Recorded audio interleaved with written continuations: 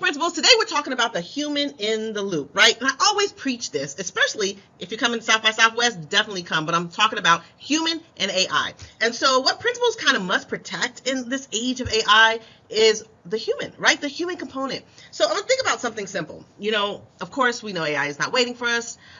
It's already in our classrooms, even though some people are like, well, you haven't done professional development. Well, your teachers are already using it, FYI, right? And so it's already even in our students' hands. It's influencing how our teachers plan and grade and communicate, and some have not even rolled out AI. And so really thinking of this real question of, is AI here? You bet your horse it's here. And so think about who gets to shape how AI is used in your building, right? And so think of, because we are not used to kind of going to our wonderful teachers, right? We move from leadership and then reflection. And as sometimes principals, we are never meant to be reflective managers, right? Especially when it comes to technology. A lot of our principals are culture builders, right? But today we're going to talk about how to keep humans in the loop. So now we're talking about truly moving from adoption to leadership, right? AI is really pushing education at a speed that nobody could have predicted. So vendors are even moving quickly. Districts, offices are kind of making decisions. Policies are being drafted at the spot, really quick. But what about our teachers? So our teachers are kind of experiencing this shift in real time in front of students, right? And many too often they arrive before the conversation even starts. So when we think about leadership, here's the risk. When teachers feel that AI is deployed to them instead of being kind of designed with them, there's resistance, right? And then the resistance grows, not because they hate innovation or they're hating on your plan, but because they feel that, dang, I'm here in the queue with the kids, and they feel like they're being bypassed. So this is a wonderful opportunity for you as leaders. You can move from the tool to adoption to culture shaping, really, when it comes to AI, and make that bridge between policy and practice by including who? Your teachers. I love this slide, thinking about the conversation and the conversation being loud. So right now, these headlines are bold, automatic grading, AI tutors, you're seeing a lot of that, personalized learning at scale, homework changing, right? Billions and billions of dollars are flowing into edtech right now. But inside your faculty meeting, things are just a little bit different. Because to be honest, the teachers are asking these questions. Is this saving me time or adding something else to my platform, right? Or is this replacing the relationship that I've built, that's taken so long to build with the kids? And then, the other question is, how do I test, honestly, how do I test now, being that we have AI? And thinking of what's happening in the schools, before we approve another tool, we have to ask ourselves, have we actually located the signal from the experts that are already in the room? Hey, principals, low key, have you stopped and actually asked or listened to what your teachers are saying right now? When we ask our teachers about AI, we kind of often frame it as are you for or against it? Does that matter? But I really believe that's the wrong question to ask. Some more better questions. Some better questions are, where does it feel helpful in your usage, right? Where does it feel threatening? And then where is it confusing to you, where we need to clarify?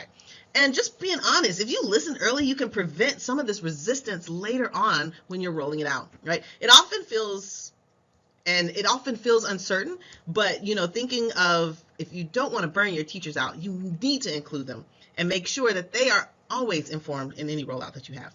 Okay, it's not a pro or it's not anti, right? It's kind of like on the spectrum. Think about in your building right now. You're likely to have these kind of three particular groups. Let me just be honest. So first, the teachers who feel like this existential concern, like I am genuinely concerned about the well-being of our future, right? They're wondering, is this replacing my job, my profession? Second is the one that's very cautious. They're saying, I'll use it if it truly actually helps. And then third, you have kind of our empowered teachers, our innovators, who are this could be a creative opportunity, right? So your job, I think, as a leader, is not to push everybody into that optimism.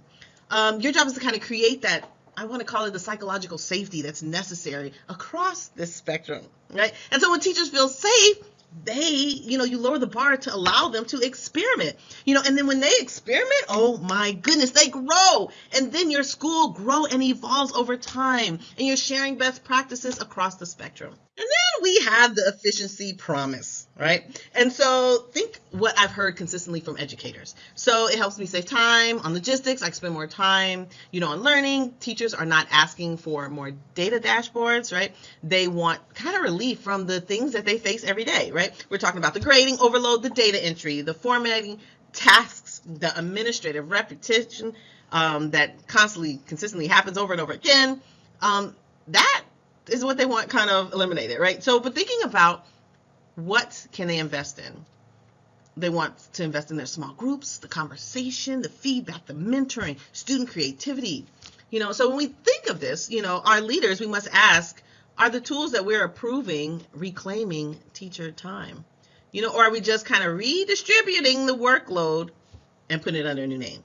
So we know that AI cannot replace relationships. So education is all about social, right? So to think that AI is going to replace the relationship you have with children is kind of unheard of, right?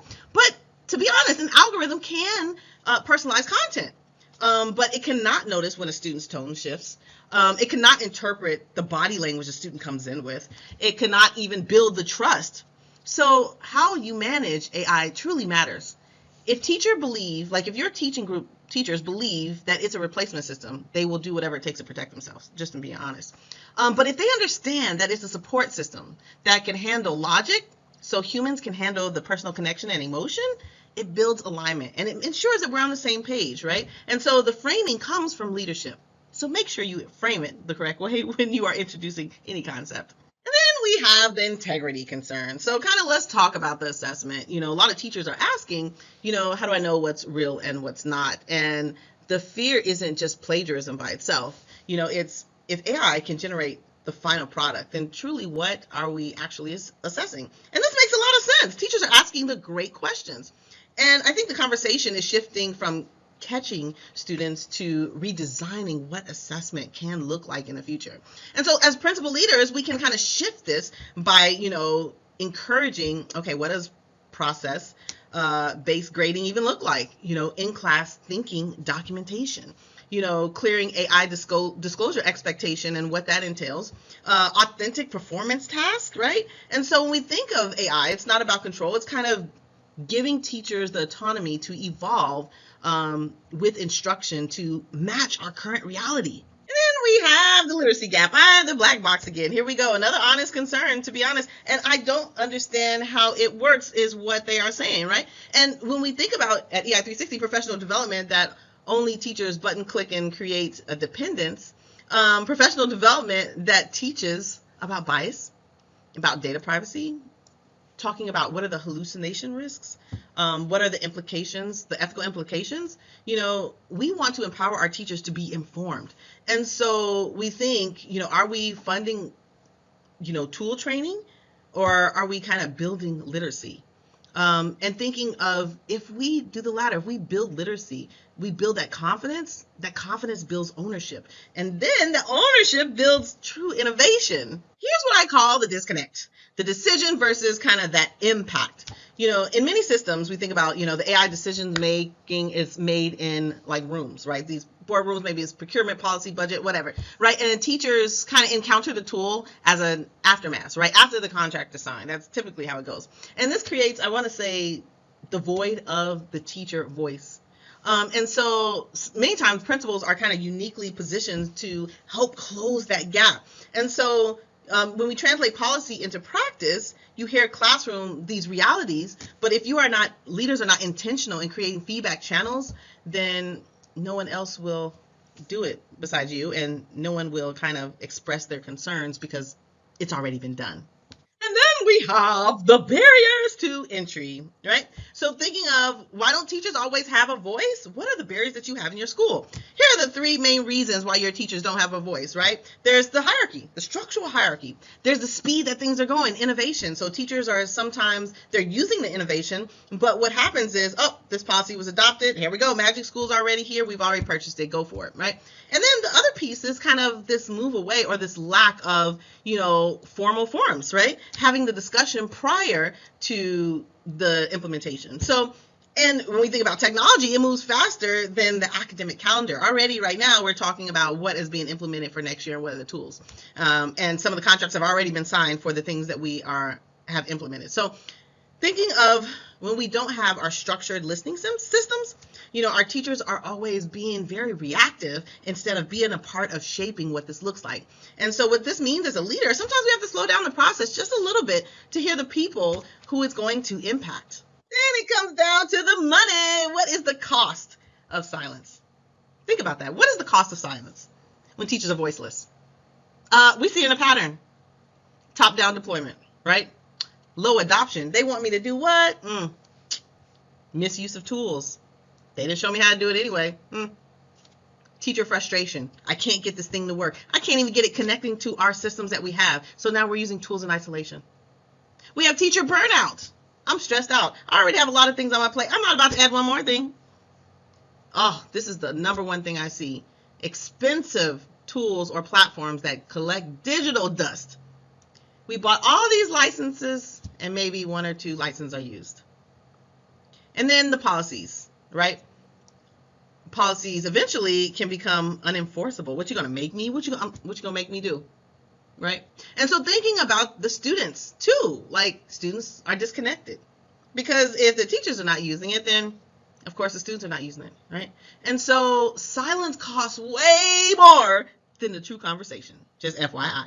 So now we're thinking about how do we move them, Cassandra? What do we need to do? We need to move the passive users to code designers. Doesn't that just feel good? Right? There's a leadership shift that's available to you right now. You are in position to make a change. Teachers can be end users.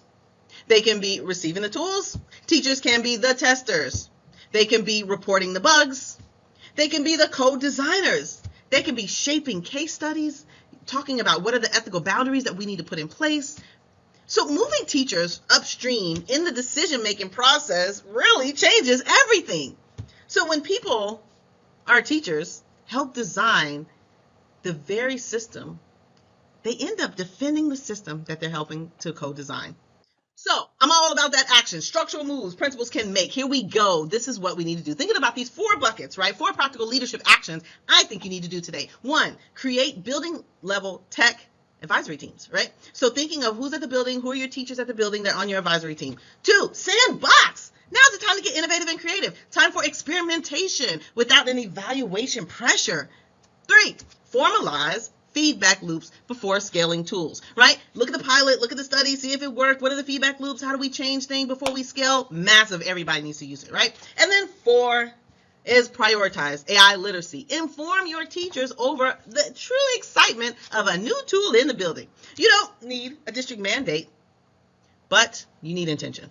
Last but not least, this is something I truly feel that we need to consider. Listen first, 2 ears. 2, build second. The most sophisticated algorithm in the world cannot replace the insight of a dynamic teacher. So if we truly want to use AI to service in education, our teachers must help shape what that looks like. So you as a principal, you must set the tone. Decide whether or not innovation feels important. Start with collaboration. Decide and find out if your teacher's even motivated and empowered. And so really thinking about, will AI change my building? It will. So the question is, will your teachers help shape that change? Because I think when it's all said and done, the human in the loop is the teachers. And when you work with the teachers, the students win. I hope these tips help. DM me if you want more information. Talk to you later. Bye.